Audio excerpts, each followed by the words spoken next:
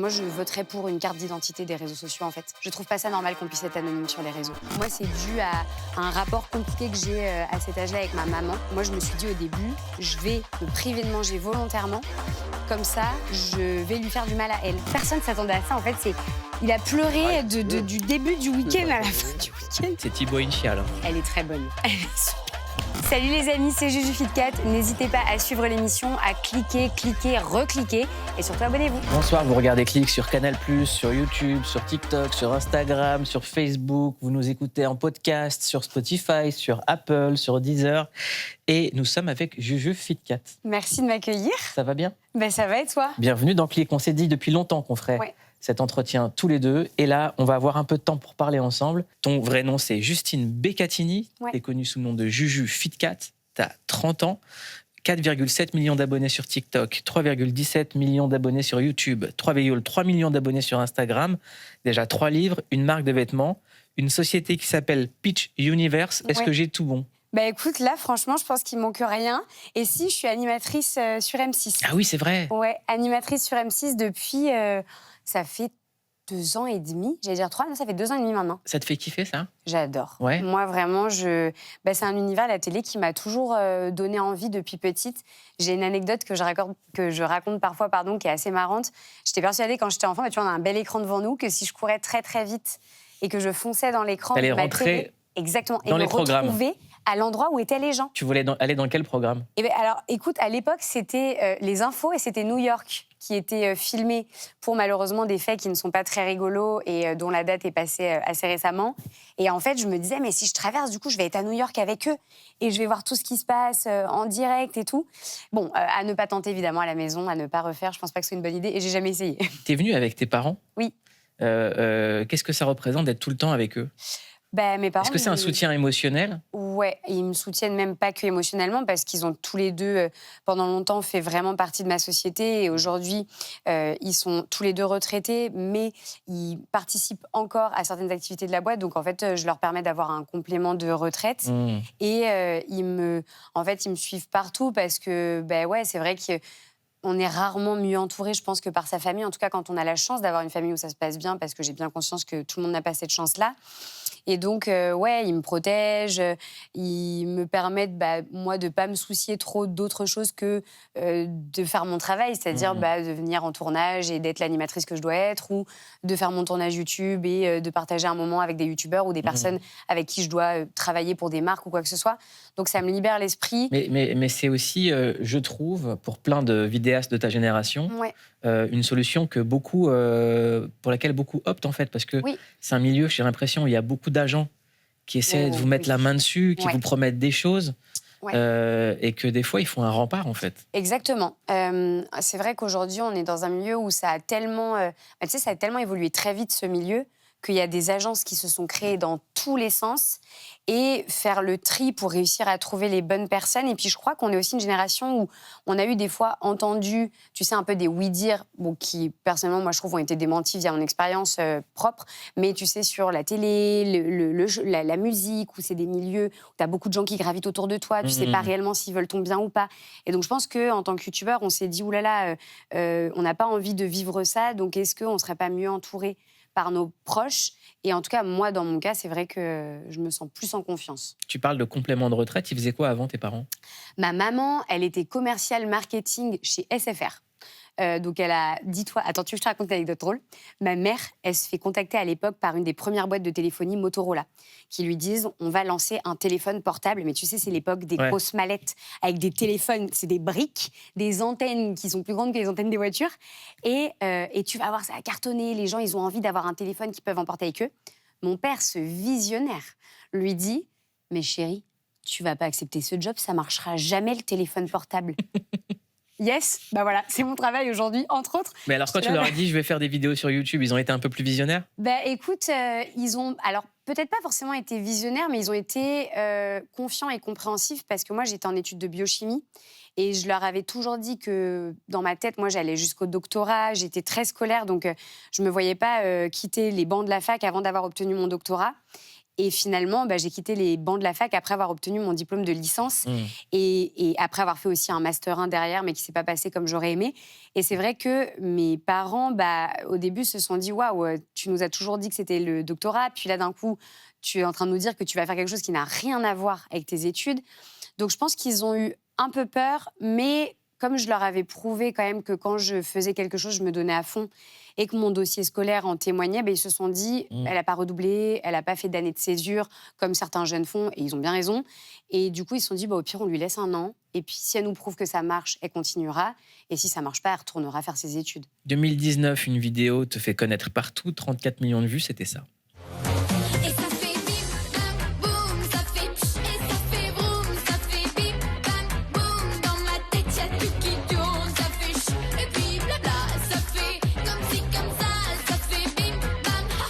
Qu'est-ce qui s'est passé ?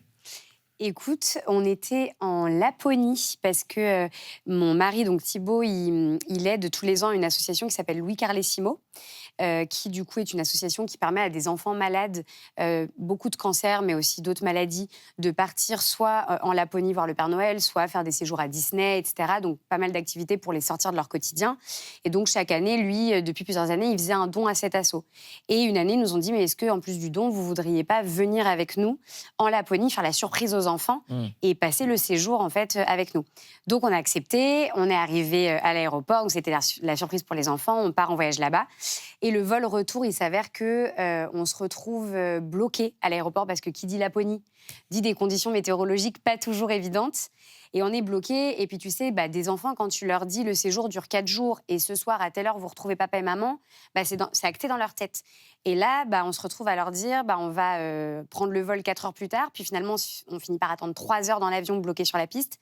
Et les enfants, ils commencent tous un peu, ils sont petits, donc certains, ils sont un peu paniqués, certains pleurent, parce que, en fait, papa, maman, finalement, on les retrouvera peut-être pas ce soir. Et puis moi, à ce moment-là, je vois cette musique sur TikTok qui a l'air de marcher un petit peu, et je me dis, je vais faire une trend comme une autre. Et puis du coup, on va faire ça va faire un peu rire les enfants, on va danser, et puis voilà.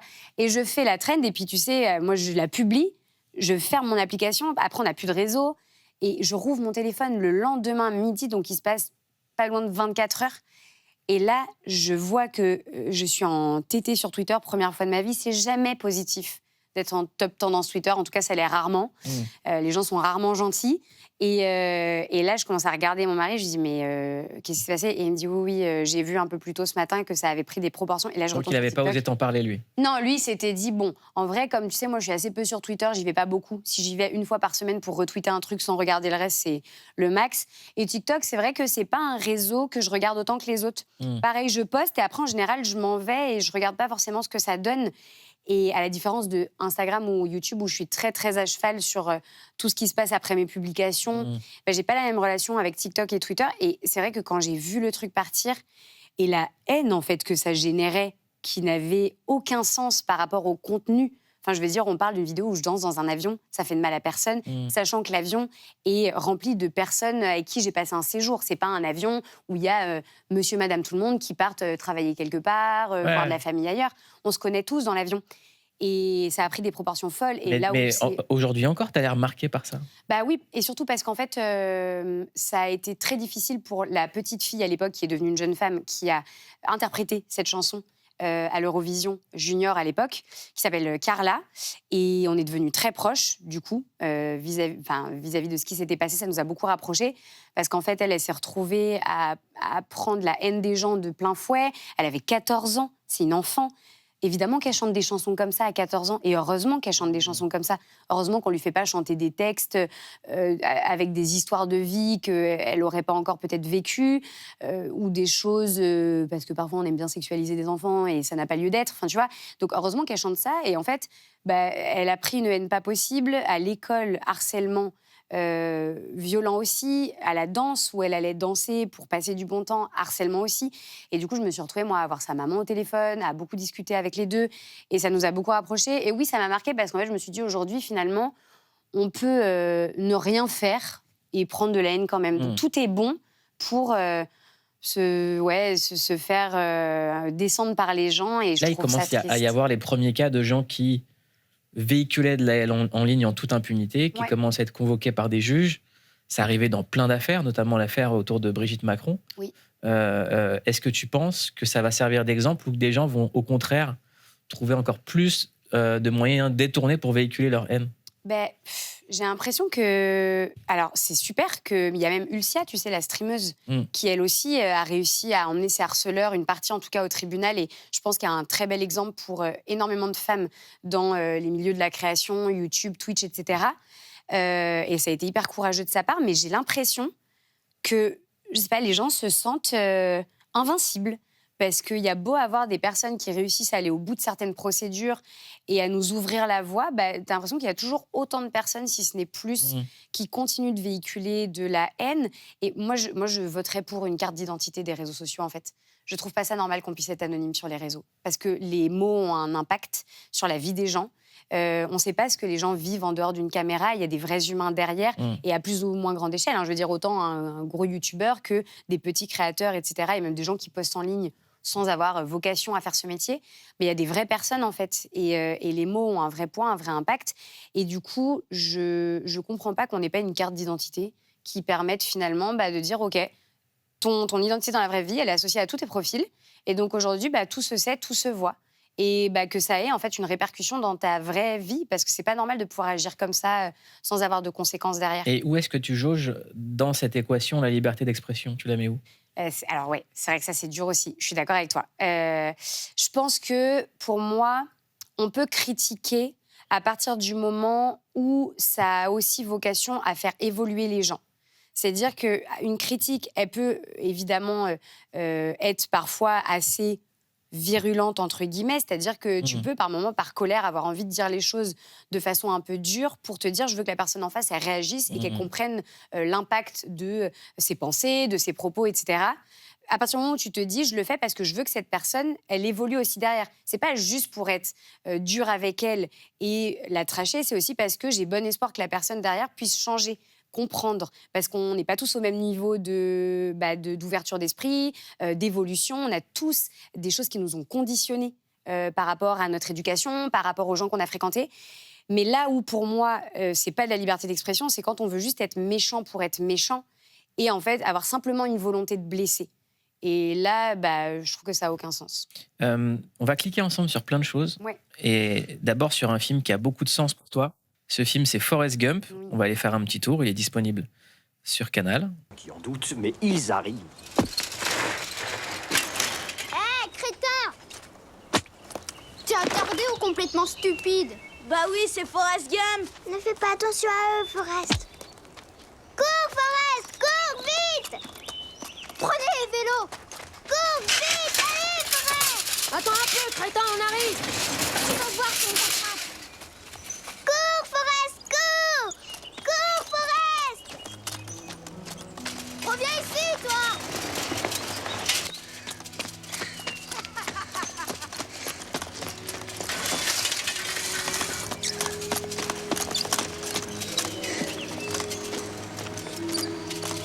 Cours, Forrest! Cours!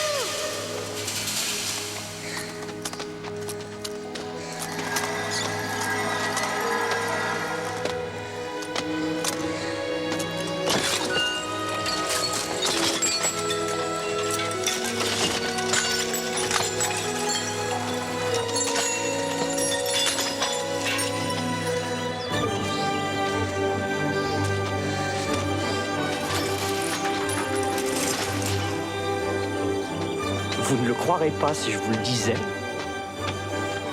mais je cours comme souffle le vent.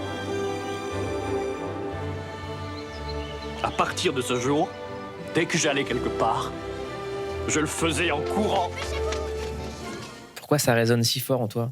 Alors, ce film, je l'ai vu à l'époque, j'avais 8 ans à peu près.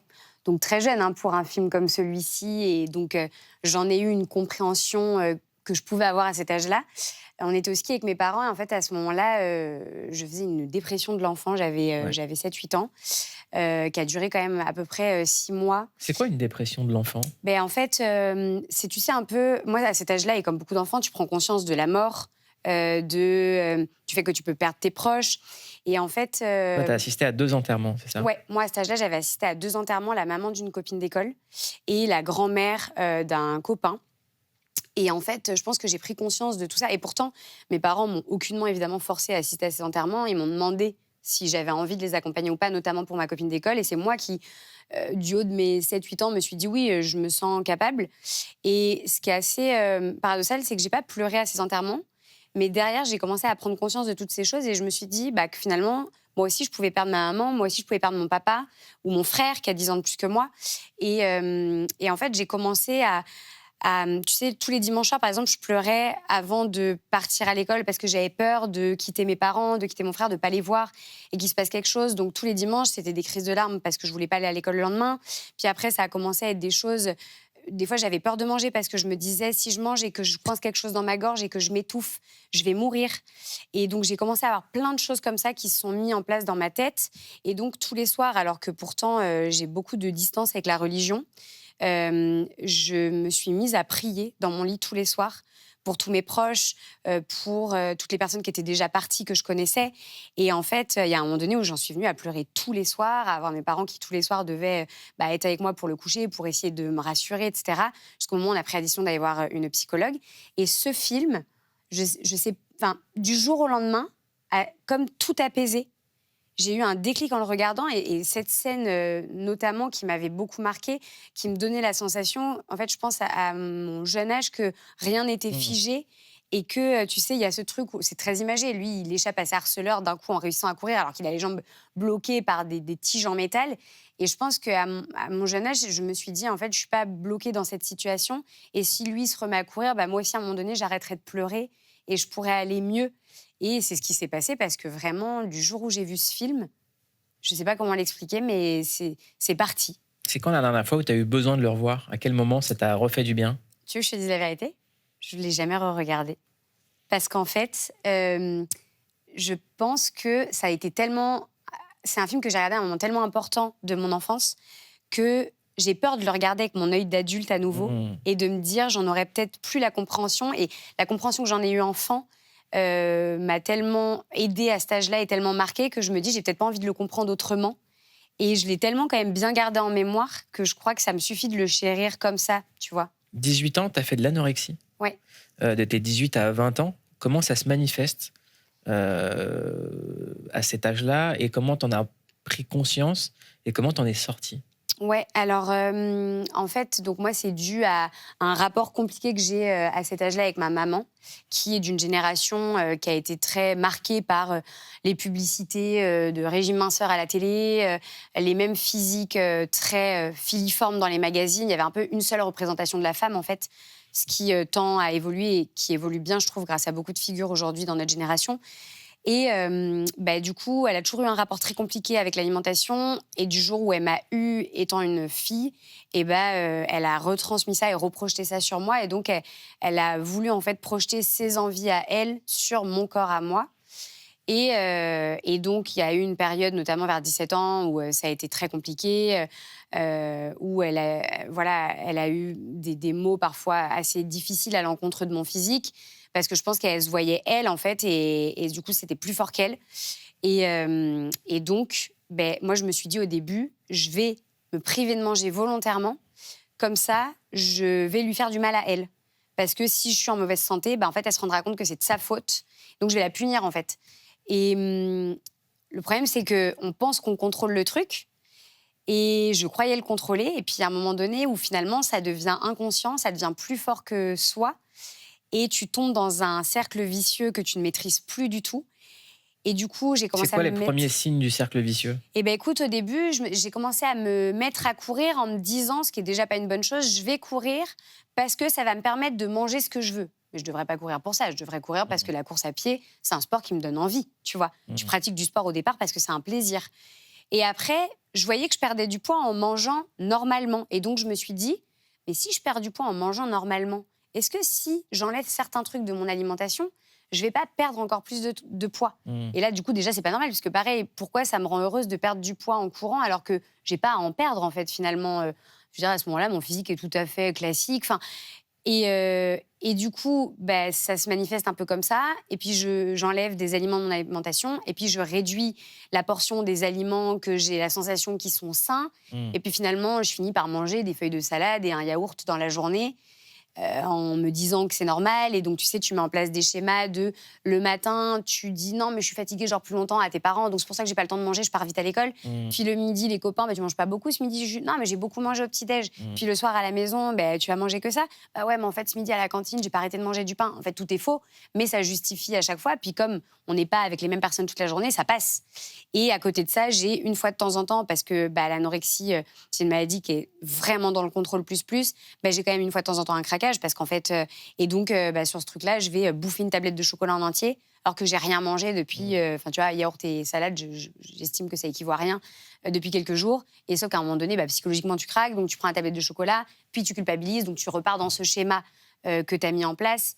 Et ouais, ça a duré longtemps. C'est quoi le moment où tu t'es dit, là, je vis quelque chose d'anormal, où il y a eu un excès? Ça fait quelque chose de contre-nature, en fait. Ben, écoute, ça a été vraiment quand je me rendais compte que j'allais à la bibliothèque. Moi, pour mes études, j'étais très, très scolaire. Donc, j'étais en cours entre les cours et la bibliothèque de 7h30 à 8h le soir, tu vois. Et en fait, je me débrouillais toujours pour aller courir un footing avant ou après les cours, quitte à m'épuiser. Donc, je partais des fois à 6h du matin courir sur un tapis de course comme un rat tu sais, un hamster dans sa roue, là. Et je courais, et je ne savais pas pourquoi, et juste parce qu'il fallait absolument que j'ai réussi à le faire en partir. Et ce qui m'a le plus marqué, c'est quand j'ai commencé à faire des 10-12 kilomètres, même en période de canicule à 40 degrés, et qu'en fait, mon corps bouillonnait. J'étais à 2 doigts du malaise et je courais mes kilomètres malgré la canicule. Alors qu'on te dit que normalement, au-delà de 30 degrés, tu ne dois pas faire de sport à haute intensité parce que c'est dangereux pour le corps, donc tu dois adapter ta pratique. Sauf que moi, j'étais tellement matrixée par le truc que j'étais incapable de m'en empêcher. Et là, je commençais à me dire, mais en fait, je fais n'importe quoi, je suis en train de me bousiller la santé. Et c'est pour ça que j'ai eu une psychologue qui s'est mise à me suivre pendant 1 an. Et la psychologue m'a dit à un moment donné, il va falloir que vous vous détachiez de la relation que vous avez avec votre maman parce qu'elle projette ses envies sur vous. Et vous n'allez jamais réussir à savoir ce dont vous avez besoin en tant que femme et en tant qu'individu à part entière. Et donc, je suis partie vivre au Canada. Enfin, je l'ai pris comme, en fait, je vais partir physiquement et je vais essayer de me trouver. Et, de te décoller, en fait. Ouais, exactement. Et je suis partie au Canada pendant 1 an pour mes études. Et j'ai eu la chance d'être acceptée dans une université. Et en fait, écoute, là-bas, j'ai découvert la musculation. Et ça m'a donné une première bonne raison de me dire, je vais faire de la muscu. Et en fait, ça va me demander de l'énergie, donc il faut que je mange pour réussir à faire mes séances. Et alors, des gens pourraient dire aujourd'hui, oui, mais c'est pas très sain, parce que du coup, si tu manges que pour tes séances de muscu, oui, mais c'était une première façon, en fait, pour moi. D'en sortir, ouais. Ouais, et il y a tellement d'étapes, on n'en sort pas en claquant des doigts, en fait. Il y a beaucoup d'étapes à passer, et je pense qu'il faut vivre ces étapes, c'est important, ça fait partie du processus. J'imagine que l'étape la plus importante, ça a été de faire la paix avec ta maman. Oui, complètement, parce qu'aujourd'hui, elle a accepté, elle aussi, de faire un suivi de son côté quelques années plus tard. Et tant mieux, parce que finalement, j'ai réalisé, moi, dans le temps, que rien ne dépendait de moi, finalement, et que si elle faisait pas le chemin aussi pour se guérir, on n'arriverait pas à avoir une relation apaisée, parce que moi, du coup, j'allais continuellement vouloir prendre du recul, parce que pas envie d'encaisser ce qu'elle pense de ce à quoi je ressemble. Et donc, à un moment donné, on aurait fini par juste pas réussir à se parler. Là, tu arrives à en parler publiquement alors que ta maman est en coulisses. Oui. Est-ce que tu peux me raconter la conversation où vous vous êtes dit ces choses-là, ce moment-là? Écoute, ça a été un moment où vraiment, ma maman, ça finissait, alors sans rentrer dans trop de détails, mais par affecter vraiment sa santé physique. Le fait qu'elle se mette dans des états assez fous par rapport à... Ouais, je pense que tout ce qui pesait sur elle, en fait, depuis toujours, et qu'elle a fait peser sans vraiment le vouloir, je pense, sur moi. Et où, à un moment donné, mon papa était un peu perdu entre nous deux, parce que c'est sa femme, c'est la femme de sa vie. Je veux dire, ça fait plus de 40 ans qu'ils sont mariés. Moi, je suis sa fille. Et du coup, comment réussir à trouver quoi dire pour nous faire en sorte qu'on soit apaisés toutes les deux. Et je pense que suite à ça, c'est moi qui ai dit à ma mère, écoute, moi, en fait, j'ai fait la paix avec moi-même. Je suis en paix avec mon corps. Mais si toi, tu fais pas la paix avec toi-même, en fait, finalement, parce qu'il est question de ça, on n'arrivera pas à avancer. Et là, je lui ai dit, moi, je sais aujourd'hui que j'ai fait le travail. C'est à toi d'aller voir un professionnel et il faut que tu y ailles. Et du coup, elle a vu un professionnel de santé et ça l'a beaucoup aidée. Et c'est vrai qu'aujourd'hui, finalement, mon poids n'est plus un sujet, mon physique n'est plus un sujet. Et qu'est-ce Qu'est-ce qu'elle t'a dit, elle, ou tu t'es dit, ça va, ma maman va mieux? En fait, c'est pas forcément ce qu'elle m'a dit. Alors, elle s'est excusée, mais je pense qu'au-delà des excuses, parce que le problème, c'est qu'il y a eu beaucoup de fois à l'époque où elle s'était excusée, mais tant qu'elle n'avait pas fait le travail, les choses ne changeaient pas. C'est plus que je pense qu'elle s'excusait parce qu'elle s'en voulait et qu'elle se rendait compte, mais c'était plus fort qu'elle. Donc, ça repartait dans des schémas. Et là où, en fait, je me suis vraiment rendu compte que le travail avait été fait, c'est que vraiment, il n'y a plus de remarques. Et ça a plus été le fait de ne plus dire des choses que fondamentalement me dire quelque chose. Elle te transmettait plus ses angoisses, quoi. Exactement. Et je pense que, tu sais, parfois, les mots, c'est bien, mais le plus important, c'est les actes. Donc, ce qui a vraiment été pour moi un vrai marqueur de ça y est, ça va mieux, c'est, en fait, je peux aller chez mes parents, manger devant eux n'importe quoi sans que ma maman se dise « Attends, mais t'es sûre que tu veux manger ça ?» Tu vois. Et parce qu'en fait, c'est comme ça qu'elle fonctionne avec elle-même. Et ça, pour le coup, je pense que par contre, avec elle-même, elle l'a peut-être pas encore complètement réglé. J'aimerais qu'on regarde un extrait de Friends que tu as choisi. Ouais. Ah, dis donc, je vois Monica et Chandler. Eh oh! Eh là-haut! Eh! Oh! Oh! Oh! Oh! Chandler et Monica! Chandler et Monica! Oh mon Dieu! Oh! Chandler et Monica! Oh, mes yeux! Mes yeux! C'est rien! Non, je les ai vus, ils couchent ensemble! Je le sais, je te dis! Au courant? Ah oui, je le savais, Joey le sait, mais Ross n'est pas au courant, alors arrête de hurler! Mais qu'est-ce qui vous arrive? Qu'est-ce qui se passe? Rien du tout, non, on est seulement tout excités à l'idée que tu vas voir cet appartement! Ah, c'est vrai que ce serait génial que... Non, ce serait formidable, je veux dire, il est super! Allez, viens! Pourquoi cet extrait? Écoute, en vrai, je le trouve très fun parce que je pense que ça arrive dans beaucoup de groupes de potes, qu'à un moment donné, dans des groupes de potes où il y a des hommes, des femmes, etc., qu'il puisse y avoir ce moment où t'en as deux du groupe, pour une raison ou une autre qu'on ignore, finissent par passer d'une relation amicale à une relation amoureuse. Et je pense qu'on voit qu'elles sont entre eux, l'excitation et la joie et la peur et le dégoût, je dis ça entre guillemets, dans le sens où, purée, mais on est potes, à quel moment on se pécho entre potes, genre c'était impensable, je pense, dans leur tête. Et tu sais, c'est un peu ce truc que je pense beaucoup de gens ressentent si ça arrive dans un groupe de est-ce que c'est une bonne chose parce que est-ce qu'on a un risque qu'à un moment donné, le groupe de potes explose et en même temps, c'est nos amis, on les aime trop, donc on est trop contents, mais t'as envie d'être sûr qu'ils se fassent pas du mal, qu'ils se fassent du bien, parce que t'as pas envie que plus tard, t'aies un choix à faire si jamais il y avait un problème. Donc, la scène, je la trouve cool parce que je pense que, de façon générale, de toute façon, c'est une série qui représente plein de comportements humains, en fait, qu'on vit dans la vie de tous les jours. Toi, tu rencontres 2017 Thibaut InShape. Ouais. Ça se passe à l'élection Miss InShape. Ouais. Et quelques années plus tard, il se passe ça.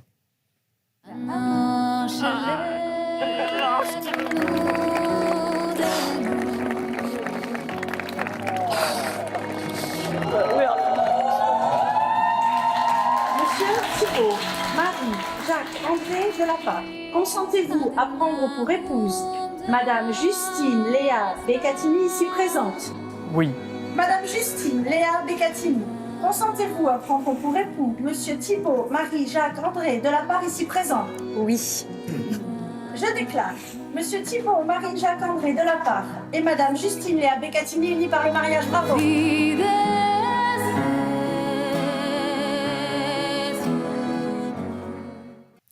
Oh, mon Mimi. Tu t'attendais à ce qu'il pleure autant? Non, mais c'est-à-dire que je pense que tout le monde ne s'attendait, enfin personne ne s'attendait à ça. En fait, il a pleuré du début du week-end à la fin du week-end, quasiment non-stop. Alors je dirais pas ça, mais c'est vrai que je m'attendais presque à moi encore plus pleurer que lui parce que j'ai tendance, tu sais, à moi, j'ai toujours accepté mes émotions. Je suis très sensible et du coup, dès que j'ai besoin de pleurer, je pleure. Et c'est vrai que c'est beaucoup Thibaut qui me réconforte souvent et qui a les épaules solides un peu, tu sais, pour nous deux. Parce que là, c'est Thibaut InChial. Hein. Ah non, mais elle est très bonne. Elle est super. J'aime beaucoup. Non, mais il a fait que ça. Et en fait, moi, ça m'a touchée parce que Thibaut, c'est quelqu'un qui garde beaucoup et qui, je pense, a la sensation qu'il doit tenir une certaine posture pour plein de raisons, pour sa boîte, pour sa famille, pour les réseaux aussi, parce que voilà, tu le sais, vous en aviez parlé, il prend beaucoup et donc je pense qu'il essaye d'avoir les épaules solides et le voir aussi vulnérable alors que c'était vraiment pas quelque chose auquel je m'attendais. Je l'ai déjà vu quelques fois pleurer, tu vois, c'est déjà arrivé. Mais voilà, c'est vrai qu'il a tendance à essayer de garder pour lui. Et en fait, le voir suffisamment en confiance, je pense, parce qu'il était entouré que de gens proches, tu vois, on n'avait que des gens très intimes autour de nous. Du coup, je pense qu'il s'est senti bien et qu'en fait, il s'est dit, si c'est pas maintenant que je m'autorise à vivre vraiment les émotions, peut-être même certaines que j'enferme depuis très longtemps. Et je pense qu'en fait, c'était à la fois ce qu'il vivait à travers notre mariage et peut-être aussi plein de choses qui avaient besoin de sortir aussi. Toi, tu es issue d'un couple qui dure depuis longtemps. Ouais. Est-ce que c'était important pour toi comme valeur, le mariage ? Écoute, moi, j'ai pas... Et pourtant, j'ai des parents mariés depuis 40 ans et qui ont un amour l'un envers l'autre qui me fascine. J'ai jamais été dans ce truc de... le mariage, c'est forcément une étape à vivre. Les enfants, c'est forcément une étape à vivre. J'estime qu'il y a plein de chemins de vie qui sont hyper chouettes. Et j'ai toujours dit à Thibaut, marié ou pas marié, ça fera pas en sorte que je t'aime plus. Je t'aimerais autant si on passe 40 ans ensemble sans que tu me demandes en mariage ou sans que je te demande en mariage. Je t'aimerais tout autant que si on se marie. J'ai pas la sensation... Alors, il y a peut-être des gens qui vont trouver ça triste, mais j'ai pas la sensation que ça engage plus un mariage. Pour moi, j'étais aussi engagée avec Thibaut avant le mariage qu'après. Je serais pas plus partie parce qu'on n'était pas mariés, tu vois. Pour moi, c'est plein d'autres choses, en fait, qui illustrent l'engagement. Mais je suis heureuse qu'on soit mariés parce que je sais que lui, pour le coup, c'est quelque chose d'important pour lui, parce que je suis heureuse qu'on ait vécu ce moment devant les gens qu'on aime et qu'on ait pu partager ça avec des personnes qui nous connaissent pour Justine et Thibaut, avant de nous connaître pour Thibaut InShape et Juju FitCats. Et je pense que c'est tout ça qui fait que c'est important pour moi, ouais. Eh bien, vive les mariés. Exactement, merci. Merci, Juju. Merci à toi pour l'accueil, c'était super. Passez une excellente soirée, c'était Clic.